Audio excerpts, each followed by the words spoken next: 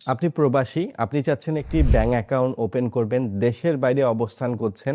বর্তমানে কিন্তু city bank থেকে ৯টি দেশে ব্যাংক অ্যাকাউন্ট ওপেন করার সুবিধা দিচ্ছে। আপনি এই ৯টি দেশ থেকে খুব সহজেই ব্যাংক অ্যাকাউন্ট ওপেন করে আপনি ডিপোজিট করতে পারছেন, চাইলে টাকা জমাতে পারছেন। সিটি ব্যাংকের যে অ্যাকাউন্ট আছে নরমালি আপনার এটা কোনো প্রবাসী অ্যাকাউন্ট না। আপনি নরমাল সেভিংস অ্যাকাউন্ট ওপেন করতে পারবেন। সেভিংস অ্যাকাউন্ট ওপেন করার পর আপনি চাইলে কিন্তু ভার্চুয়াল কার্ডও ব্যবহার করতে পারছেন। এখানে কিছু টার্মস অ্যান্ড কন্ডিশন আছে। আপনি চাইলে 4টি ক্যাটাগরির ভার্চুয়াল কার্ডও ব্যবহার করতে পারছেন। সিটি ব্যাংকের অ্যাকাউন্ট ওপেন করার জন্য কয়েকটি শর্ত আছে। ৯টি দেশের আমি নামগুলো উল্লেখ করছি। আপনি কাতার থেকে অ্যাকাউন্ট ওপেন করতে পারবেন, বাহরাইন আছে, ইউকে, ইউএসএ, আপনি মালয়েশিয়া থেকেও অ্যাকাউন্ট ওপেন করতে পারছেন। এখানে কিন্তু লিস্টে কুয়েত, ওমান এছাড়াও মরিশাস থেকেও অ্যাকাউন্ট ওপেন করতে পারছেন। আমি যে ৯টি দেশের নাম বলেছি, এই দেশগুলোর যে এক্সচেঞ্জ হাউসগুলো আছে, আমি বেশ কয়েকটি এক্সচেঞ্জ হাউসগুলোর নাম বলবো। এই এক্সচেঞ্জ হাউসগুলো থেকে অ্যাকাউন্ট ওপেন করতে পারবেন। এই অ্যাকাউন্ট ওপেন করার জন্য কিন্তু আলাদা আরও কিছু টার্মস অ্যান্ড কন্ডিশন এখানে কিন্তু ইনক্লুড হচ্ছে। আপনাদের কিন্তু আলাদা করে কোনো প্যারা নেওয়ার দরকার নেই। আপনারা চাইলে খুব সহজেই অ্যাকাউন্ট ওপেন করতে পারছেন। আমি এক এক করে দেশের নাম সহ উল্লেখ করে দিচ্ছি। বর্তমানে আপনি মালয়েশিয়ার 3টি এক্সচেঞ্জ হাউস থেকে সিটি ব্যাংকের অ্যাকাউন্ট ওপেন করতে পারছেন। সিবিএল মানি ট্রান্সফার, যেটা মালয়েশিয়ার কুয়ালালামপুরে আছে, এখান থেকে চাইলে আপনি অ্যাকাউন্ট ওপেন করতে পারবেন। এছাড়াও সিবিএল মানি ট্রান্সফার মালাস্কাতে আছে, এটাও কিন্তু লিস্টে আছে। মার্চেন্ট ট্রেড এশিয়া, এই 3টি নাম আমি বলেছি। মালয়েশিয়ার মধ্যে বর্তমানে এই 3টি এক্সচেঞ্জ হাউস থেকে অ্যাকাউন্ট ওপেন করতে পারছেন। বেশ কয়েকটি এক্সচেঞ্জ হাউসগুলো আছে, আমি নামগুলো উল্লেখ করে দিব কমেন্ট বক্সে। আপনারা কিন্তু এক্সচেঞ্জ হাউসগুলো গুগলে সার্চ করে লোকেশন নিতে পারছেন, অথবা সিটি ব্যাংকের যে নাম্বারটা আছে আমি উল্লেখ করে দিচ্ছি, কল করেও কিন্তু আপনারা এক্সচেঞ্জ হাউসগুলোর লোকেশন নিতে পারছেন। নর্মালি সিটি ব্যাংকের আপনি রেগুলার যেটা savings account, high value account হোক, আপনার অ্যাকাউন্ট ওপেন করার জন্য কিছু ডকুমেন্ট প্রয়োজন হবে। আপনি যদিও দেশের বাইরে থাকেন, এক্ষেত্রে আপনার ন্যাশনাল আইডি কার্ডের মেইন কপি প্রয়োজন হবে। আপনার ন্যাশনাল আইডি কার্ডের মেইন কপি নিয়ে যাবেন। পাশাপাশি নমিনির ন্যাশনাল আইডি কার্ডের কপি আপনার নাও থাকতে পারে মেইন কপি। আপনি একটা চাইলে আপনার পরিচিত প্রবাসীর মেইন ন্যাশনাল আইডি কার্ডের কপি নিতে পারছেন, আপনি তাকে নমিনি দিতে পারবেন। অথবা আপনার বাড়ির যদি কাউকে দিতে চান, তার ন্যাশনাল আইডি কার্ড কপি নিয়ে যেতে হবে। কিন্তু সিটি ব্যাংক থেকে বাধ্যতামূলক সবসময় বলে থাকে যে নমিনির main national ID card copy এবং নিজের main national ID card copy নিয়ে ভিজিট করতে হচ্ছে। আপনি নিকটস্থ আমি যে এক্সচেঞ্জ হাউসগুলোর লিস্ট দিব কমেন্ট বক্সে, ডেসক্রিপশন বক্সে, এই লিস্টগুলো থেকে আপনি এই 9টি দেশে এক্সচেঞ্জ হাউসে ভিজিট করে খুব সহজে কিন্তু অ্যাকাউন্ট ওপেন হচ্ছে। এক্ষেত্রে আপনাদের একটু প্যারা মনে হতে পারে যে ডকুমেন্ট কি নিব। আমি ডকুমেন্টগুলো সিরিয়ালি কিন্তু বলছি। প্রথমে ন্যাশনাল আইডি কার্ড ক্লিয়ার করেছি। ন্যাশনাল আইডি কার্ডের পর আপনার থাকছে 3 copy passport size lab print ছবি। আপনার ল্যাব প্রিন্ট ছবি নিয়ে যাবেন, যাকে নমিনি দিবেন নমিনির ল্যাব প্রিন্ট 2 কপি ছবি নিয়ে যাবেন। পাশাপাশি আপনার ইনকাম সোর্স ডকুমেন্ট হিসেবে আপনি যেখানে চাকরি করছেন, এটা স্যালারি সার্টিফিকেট হতে পারে অথবা পে স্লিপ। আপনি আপনার কোম্পানিতে গিয়ে বলবেন যে আমার পে স্লিপ প্রয়োজন অথবা স্যালারি সার্টিফিকেট প্রয়োজন, আপনি এটা নেবেন। নেয়ার পর আপনার কিন্তু পাসপোর্ট কপিও প্রয়োজন হবে। আপনি যেহেতু দেশের বাইরে আছেন, দেশের বাইরে আপনার পাসপোর্ট কপিও আপনাকে নিয়ে যেতে হবে এই এক্সচেঞ্জ হাউসে। এই তথ্যগুলো নর্মালি কিন্তু নিয়ে যাবেন।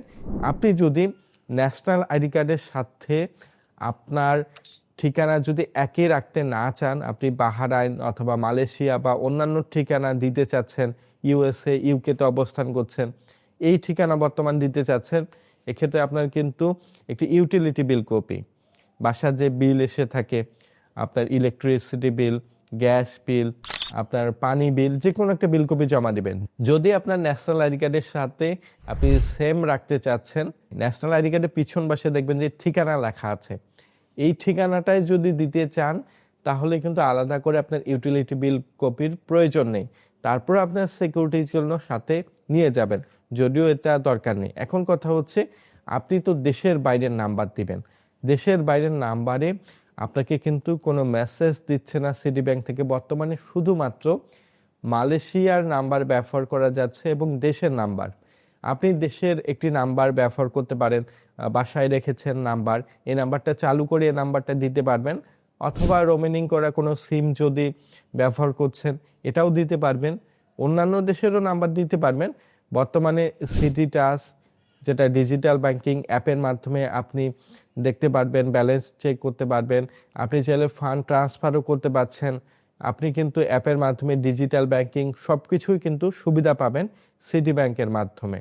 নর্মালি যখনই আপনি এক্সচেঞ্জ যে হাউসগুলো আছে এই এক্সচেঞ্জ হাউসগুলোতে ভিজিট করে এই ডকুমেন্টগুলো সাবমিট করবেন।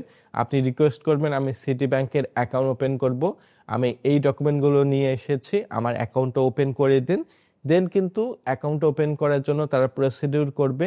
তারা কিন্তু সিটি ব্যাংকের হেড অফিস অথবা তাদের যারা এই ডিপার্টমেন্টে কাজ করে তাদের কাছে এগুলো পাঠিয়ে দেবে। পাঠিয়ে দেওয়ার পর থেকে সর্বোচ্চ 3 থেকে 7 কর্মদিবস সময় লাগতে পারে, এর চেয়ে বেশিও লাগতে পারে। নর্মালি যদি এটা মেইলে চলে আসে তাহলে কিন্তু কুইকলি অ্যাকাউন্ট ওপেন হতে পারে। যদি একটু সময় লাগে, আপনার সিটি ব্যাংকের নাম্বার, টেলিফোন নাম্বারটা আছে, আমি মেনশন করে দিব আবারও, এই নাম্বারে কল করে কিন্তু আপনি আপডেট নিতে পারবেন। আপনি এক্সচেঞ্জ হাউসে ভিজিট করলেন, ভিজিট করার পর যদি কোনো প্রবলেম হয় যে অ্যাকাউন্ট ওপেন করতে পারছেন না বা আপনাকে ঠিকভাবে সহযোগিতা করছে না, আপনি সিটি ব্যাংকের যে নাম্বারটা আছে এই নাম্বারে কল করে আপনি নর্মালি কিন্তু সহযোগিতা নিতে পারছেন। সিটি ব্যাংকের যদি অ্যাকাউন্ট ওপেন করলেন, অ্যাকাউন্ট ওপেন করার পর নর্মালি যে এক্সচেঞ্জ হাউসগুলো আছে এই এক্সচেঞ্জ হাউসগুলো থেকে আপনি ডিপোজিট করতে পারবেন, অথবা আপনাকে যে হাউসগুলো থেকে সাপোর্ট করছে বা যে ব্যাংকগুলো থেকে সিটি ব্যাংকের অ্যাকাউন্টে টাকা পাঠানো যায় চাইলে খুব সহজে কিন্তু ডিপোজিট করতে পারছেন। নর্মালি আপনার যখন সিটি টাচ রেজিস্টার করবেন, ইউটিউবে কিন্তু অনেক ভিডিও পাবেন, আমিও কিন্তু একটা ভিডিও তৈরি করব, আমার অলরেডি ভিডিও আছে কিভাবে সিটি টাচ রেজিস্টার করতে হয়। এটা কিন্তু নর্মালি আপনি সিটি টাচ পর্যন্ত রেজিস্টার করতে পারছেন। সিটি টাচ রেজিস্টার করার পরও সিটি টাচ অ্যাপের মাধ্যমে আপনি একটা ভার্চুয়াল কার্ড নিতে পারবেন। ভার্চুয়াল কার্ড প্রথম বছর কিন্তু 115 টাকা ফি নেয়, দ্বিতীয় বছর থেকে 230 টাকা ফি দিতে হয়, আর নর্মালি আপনাকে SMS অ্যালার্টের জন্য 345 টাকা ফি দিতে হয়। আরেকটি বিষয়, আপনি কিন্তু একটা ইমেল অ্যাড্রেস আপনাকে কিন্তু ব্যাংকে দিতে হবে, যেহেতু সিটি টাচ ব্যবহার করবেন। যখনই অ্যাকাউন্ট ওপেন করবেন আপনি মেনশন করবেন সিটি টাচ ডিজিটাল ব্যাংকিং ব্যবহার করবেন এবং আপনার ইমেল অ্যাড্রেস এটা কিন্তু সুন্দরভাবে লিখে রাখবেন। আপনার ইমেল অ্যাড্রেসের পাসওয়ার্ড কাউকে দেবেন না, এবং আপনার ব্যাংক অ্যাকাউন্ট যেন কেউ ব্যবহার করতে না পারে বা এমন কিছু করতে না পারে। আপনার ফোনটি কিন্তু সিকিউর রাখবেন, কারণ আপনি দেশের বাইরে থাকবেন, দেশের বাইরে আপনি কিন্তু অনেক সময় নিরাপত্তাহীনতায় থাকতে পারেন। আপনার পিন নাম্বার অথবা যদি আপনার পাসওয়ার্ড যদি কেউ কোনো জানতে না পারে, আপনার ফোনের যদি কেউ অ্যাক্সেস নিতে না পারে, কোনো সমস্যা হবে না, আপনি কিন্তু ব্যবহার করতে পারবেন। আর সিটি টাচ অ্যাকাউন্ট রেজিস্টার করার পর আপনাকে কিন্তু যখন এখান থেকে ভার্চুয়াল কার্ড নেবেন, ব্যাংকের যে IVR নাম্বারটা আছে এই নাম্বারে কল করে ভার্চুয়াল কার্ডটা অ্যাক্টিভ করতে পারবেন। আপনাদের যদি এরপরে যদি কোনো প্রবলেম হয় কমেন্ট করে জানাবেন, অবশ্যই আপনাদের রিপ্লাইগুলো দেওয়ার আমি ট্রাই করব। এই হচ্ছে সিটি ব্যাংকের অ্যাকাউন্ট ওপেন করার প্রসিডিউর। সিটি ব্যাংকের অ্যাকাউন্ট ওপেন করার পর নর্মালি বর্তমানে যেহেতু দেশের বাইরে থাকবেন, প্রবাসে, আপনি কিন্তু এখান থেকে কিন্তু ফিজিক্যালি কোনো কার্ড পাবেন না, কোনো চেক বই পাবেন না। আপনি সিটি টাচ রেজিস্টার করতে পারবেন। সিটি টাচ রেজিস্টার করার জন্য মালয়েশিয়ার নাম্বার অথবা দেশের কোনো মোবাইল নাম্বার ব্যবহার করতে হবে, তাহলে সিটি টাচ রেজিস্টার করতে পারবেন। এবং ইমেল আইডি অবশ্যই আপনাকে এক্সচেঞ্জ হাউসগুলোতে দিতে হবে। এই এক্সচেঞ্জ হাউসগুলোতে যখন আপনি দিবেন তারপরে কিন্তু সিটি টাচ রেজিস্টার করার পর আপনি ভার্চুয়াল কার্ড নিতে পারছেন। যেহেতু দেশের বাইরে থাকবেন আপনার কিন্তু ডুয়েল কারেন্সি কনভার্ট করার কোনো সুযোগ নেই, আপনাকে দেশে আসতে হবে, কারণ পাসপোর্ট দিয়ে এন্ডোর্সমেন্ট করতে হবে। আপনাদের যদি ব্যাংকিং বিষয়ে আর কোনো প্রশ্ন থাকে আমাকে কমেন্ট করে জানাবেন। ভিডিওটি ভালো লাগলে লাইক করবেন, ফিনটেক ইব্রাহিম চ্যানেলটি সাবস্ক্রাইব করবেন।